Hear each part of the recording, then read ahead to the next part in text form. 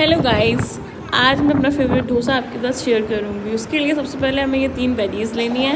उसके बाद उन्हें अच्छे से चॉप कर देना है।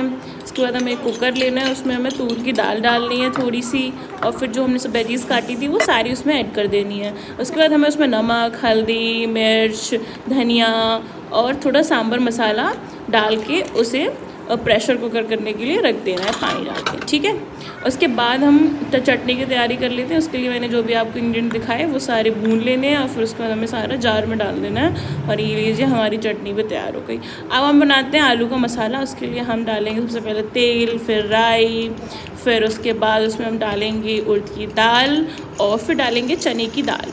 ठीक है, और फिर उसके बाद हम उसमें डालेंगे लाल मिर्च खड़ी। उसके बाद हम उसमें कड़ी पत्ता भी डालेंगे, उसे थोड़ा सा भून लेंगे जब तक वो थोड़ा रेड हो जाए। उसके बाद हम उसमें अनियन डालेंगे, फिर ग्रीन चिली डालेंगे, हम उसे भी भून लेंगे।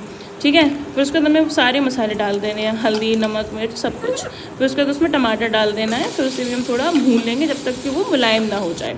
उसके बाद हम उसमें बन गया मसाला, उसके बाद हम उसमें आलू डाल देंगे और मिला देंगे अच्छे से, और उसके बाद हम उसमें धनिया डाल देंगे। ठीक है, हमारा मसाला तैयार हो गया।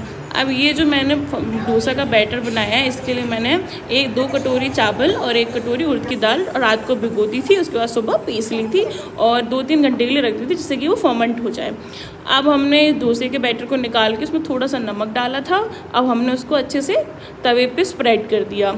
उसके बाद हम थोड़ा सा उसमें ऑयल लगाएंगे, उसको हम अच्छे से स्प्रेड कर देंगे, उसे हम थोड़ा सिकने देंगे। उसके बाद हम उसमें मसाला डाल देंगे, जिससे कि वो खुद से ही अपने आप को छोड़ दे तवे से। उसके बाद ही हमें उसमें मसाला लगाना है। उसके बाद हम उसमें प्याज लगाएंगे, टमाटर लगाएंगे, और ये लीजिए हमारा सुंदर सा क्रिस्पी क्रिस्पी